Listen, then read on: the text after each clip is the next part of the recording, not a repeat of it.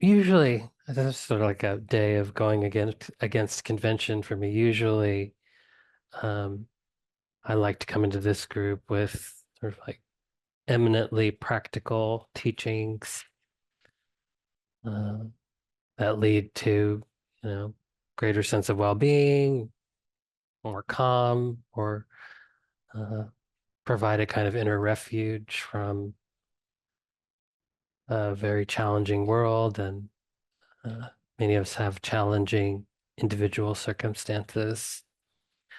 And it's not that, but today I want to share a teaching that is a little bit more, could say actually more profound, kind of transcends the sort of conventionality of like, I have this suffering and I want to be free of it.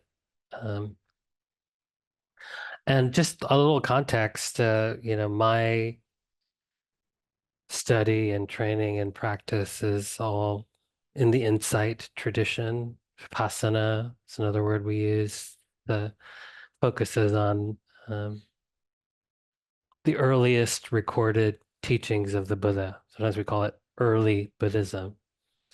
Um, but Buddhism was not a static phenomenon. As soon as the Buddha began to teach in northern India, monks would carry these teachings to China and Tibet, and later they made their way around the world. Uh, and each culture that digested this material kind of came up with their own understandings of that. So we have early Buddhism, makes its way to China, becomes Chan, which became Zen, uh, and lots of similarities between these different sort of schools or traditions of Buddhism, but also they have their own teachings that are not, they have some of the same teachings. You'll see teachings about the Four Noble Truths and uh, the 12 cycles of dependent origination. There's lots of commonality, but then there are some teachings that only appear in one or the other. So the thing I wanted to share today is a Mahayana, a later Buddhist um, sutra. They use the word sutra. They use the Sanskrit words in Mahayana rather than the Pali words. So early Buddhists would say sutta, but they say sutra. And what I want to share is on the back of that board, which I'll pull over in a minute, is sometimes referred to as the Heart Sutra, the very famous sutra. Um, it's actually the heart of the Prajna Paramita Sutta, really the full title. That's because there are many Prajna Paramita sutras. The one that we're going to read is in Chinese, it's 260 characters, so it's pretty short. Um, then they have another Prajna Paramita Sutra that's about 8,000 lines. And then they have one that's 25,000 lines. And they have one that's 100,000 lines. And this is called the heart of the Prajna Paramita Sutra because it's the heart of that teaching of 100,000 lines. It's like the essence.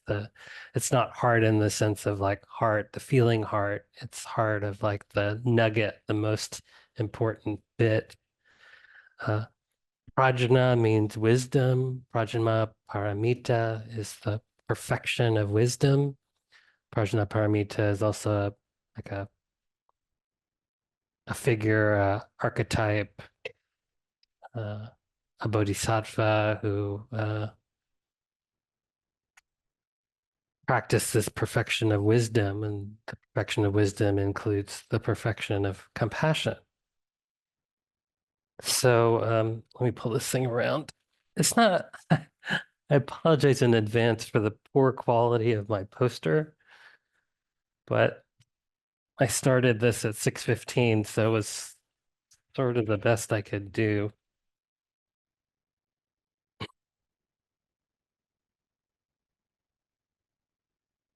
So some of the lines are a little bit hard to read, uh, but we'll get there. If you can't see it and need to come closer, that's fine. Or if you want to just listen, it's not really essential to read it.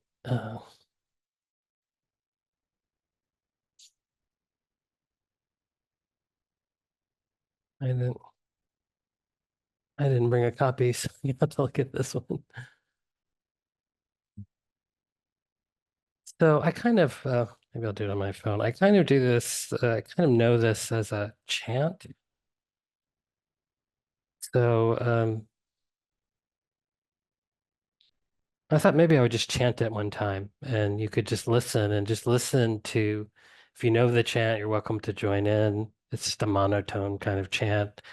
Um, but to kind of listen in a receptive way, listen to what words pop out, words that may be unfamiliar or um, words that seem baffling or words that ring true, just for some like sort of felt sense reaction to what you're hearing.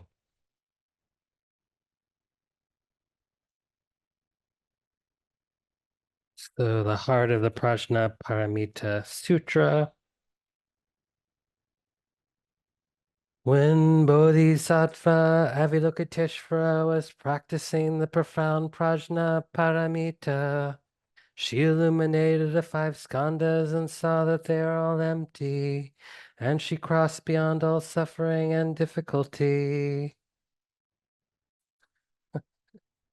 With scrolling problems.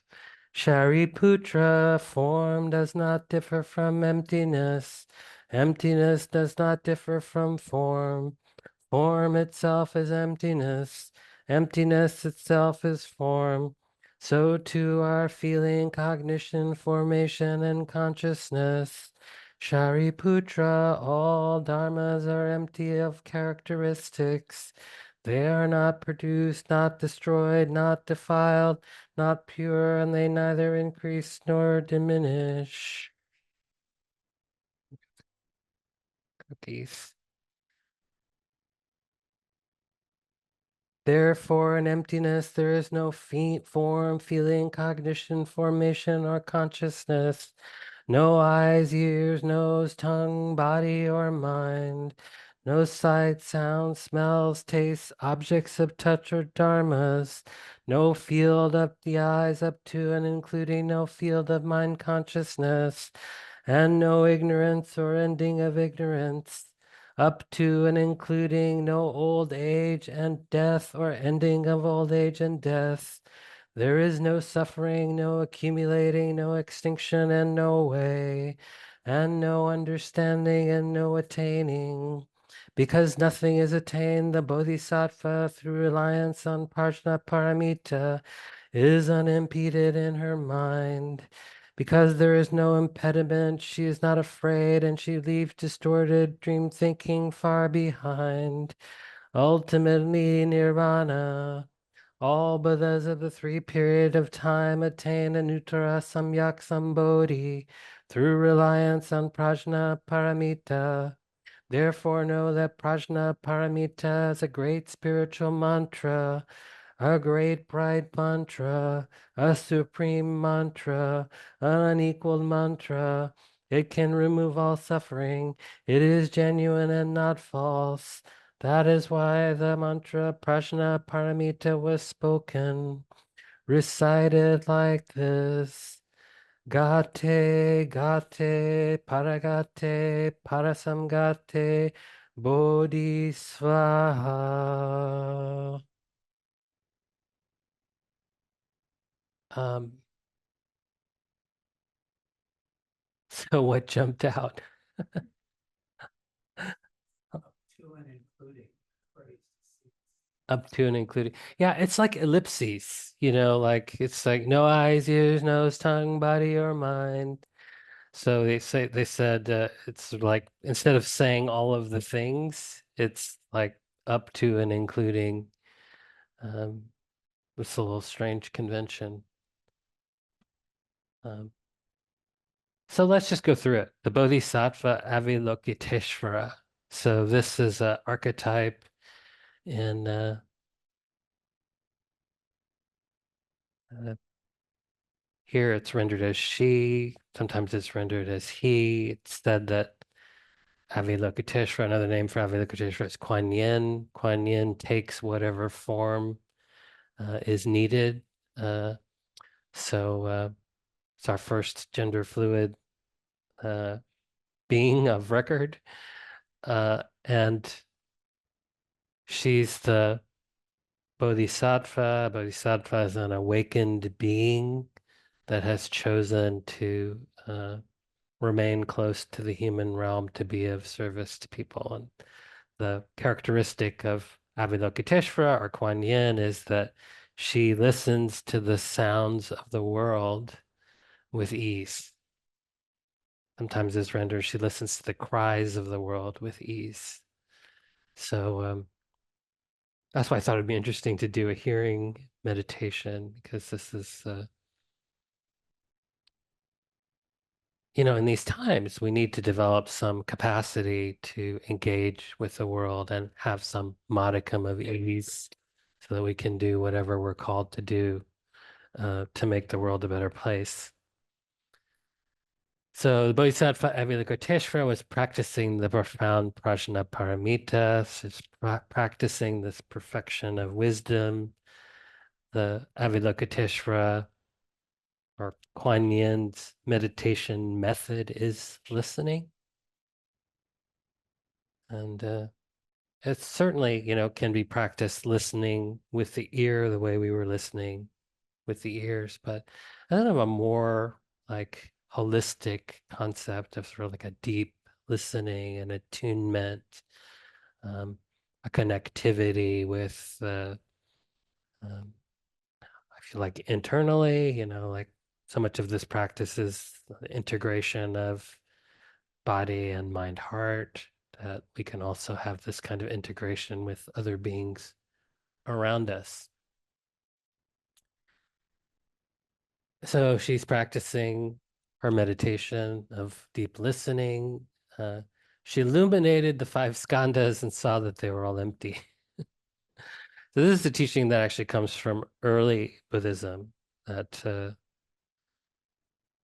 five skandhas are called heaps or piles. And the famous teaching is uh, it's really a teaching around not self. The Buddha is talking to his disciples and he says, this form is this form self. And they say, no, form is not self. And the idea is that this form is not self, because if this form was self, then we could command it to be a certain way and it would be a certain way. So a little bit of an interpretation of what we mean by self, like someone in the driver's seat, someone in control of this phenomenon. Uh, then they say is feeling, the sense of pleasant, unpleasant, or neutral. Is this self? Pretty clearly not. We know that feeling of pleasant, unpleasant, and neutral has a huge impact on us. It's like maybe the primary driving force in almost everything we do is to move toward the pleasant and move away from the unpleasant. But you wouldn't really say that all the way, and we can become very identified with that in a way that makes it, you know, painful and, like there becomes a self in that, but ultimately it's not self. So form, feeling, perception, same thing. If perception were self, we could be able to control it. We don't really, if the ears work, sound appears in consciousness and we perceive it. And then let's see, feeling, cognition, formation. Formation is all our kind of, it's a complicated word. The Pali word is sankharas.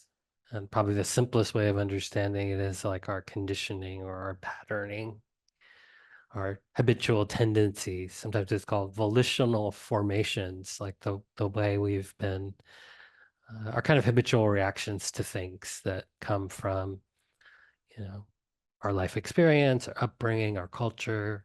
If you believe in transmigration from prior lives, this too is not self. And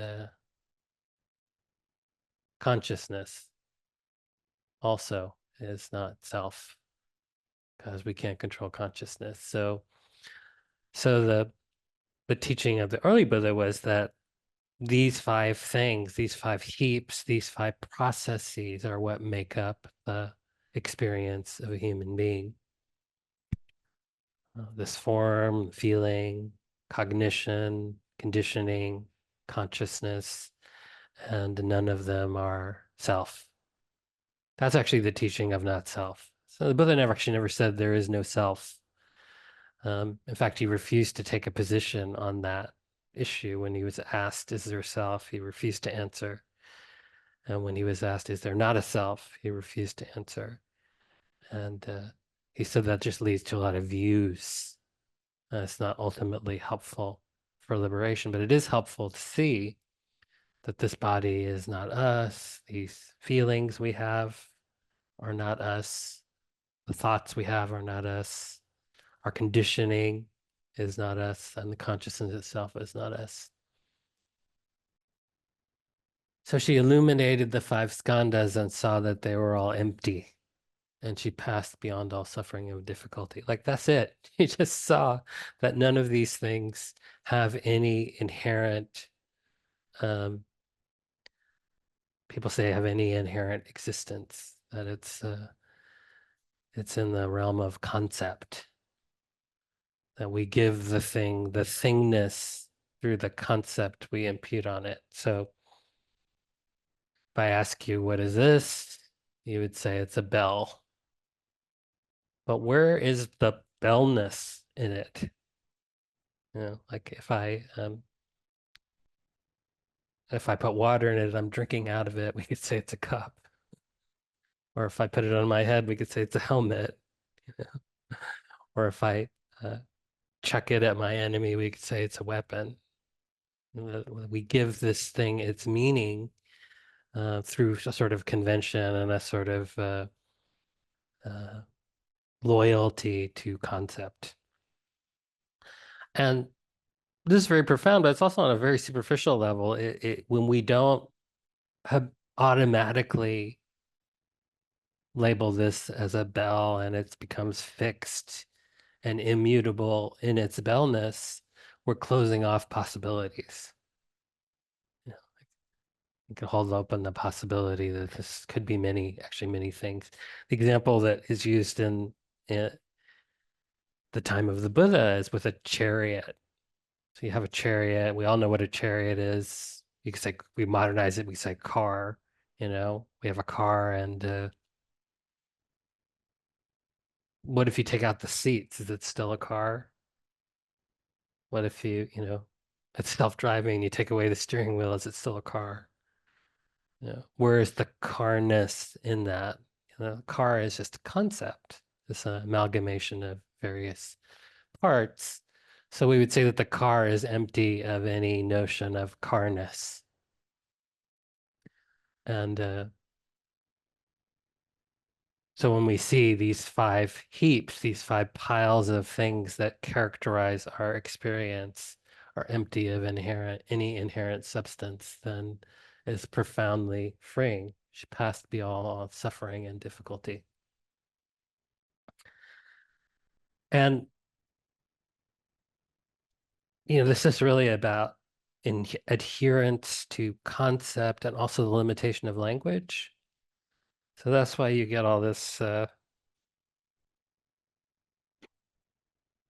form does not differ from emptiness. Emptiness does not differ from form. Form itself is emptiness. Emptiness itself is form. We are caught in the duality of our conditioning, and we're caught in the duality of language. We can't perceive an up without a down. We can't perceive a left without a right. So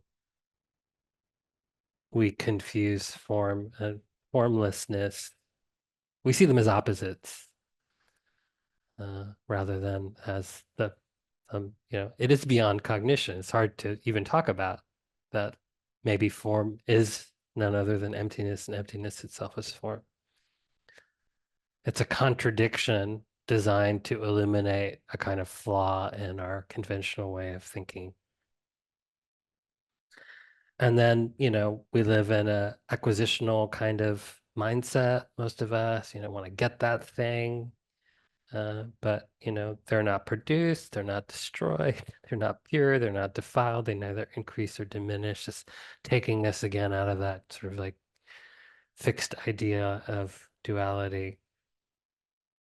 There's also a little thing that I find interesting as a student of this stuff, but Shariputra, Avalokiteshvara is talking to Shariputra. Shariputra was one of the foremost disciples of the Buddha, um, kind of foremost in wisdom. So there's a little rivalry between the later Buddhists and the early Buddhists. In fact, the later Buddhists called their path the Mahayana, which means the greater path.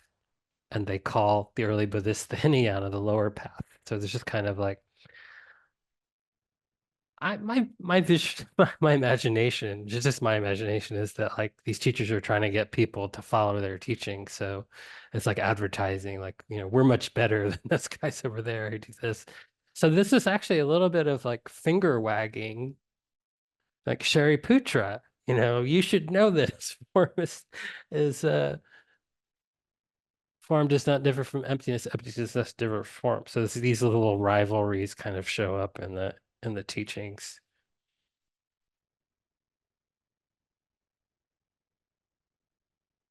There is no suffering, no accumulating, no extinction, and no way. Again, this like pointing to a different possibility than the way we understand things. No understanding and no attaining.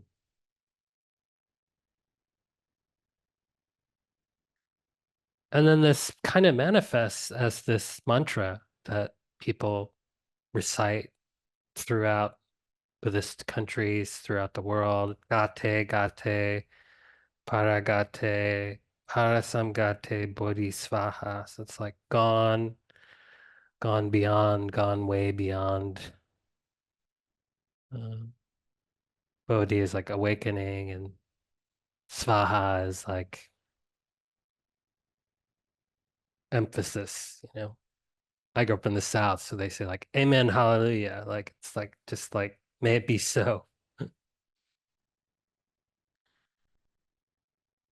So the idea is that one of the practices that people do is that they just, like this is shortened version of something that's 100,000 lines, and then it's shortened to these few words.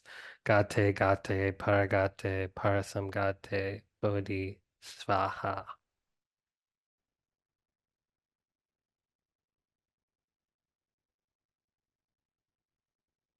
So it's a penetration. It's, like I was saying earlier, like I like to teach things that are eminently practical, a technique, how to deal with an afflictive emotion, how to deal with the stress of life. And those are all really useful things that have profoundly changed my life. But here's something that says, like, it's all empty.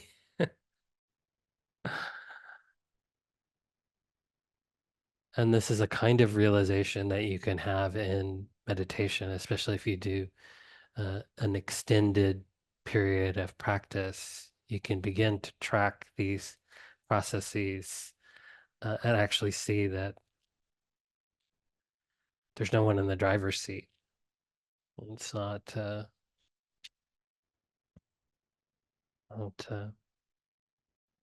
everything is the other great insight that the Buddha actually had is that all things are conditional. There was a debate at the time of the Buddha about eternalism, where people said that like, you know, things last forever, basically, is a shorthand version of that, and nihilism, which like nothing lasts, nothing matters. And he didn't refuse to take those extreme positions. So he said all these things are conditional. So you can see you, this body is a product of how many unfathomable causes and conditions from genetics, where we grew up, what we eat, how we use the body, how we use the mind. Um, so happy holidays, everyone. I'll be here again in January and I'll come with something eminently practical as an antidote to this. Thank you. Before you leave, just make a point of introducing yourself to someone that you don't know. I'll see you next time.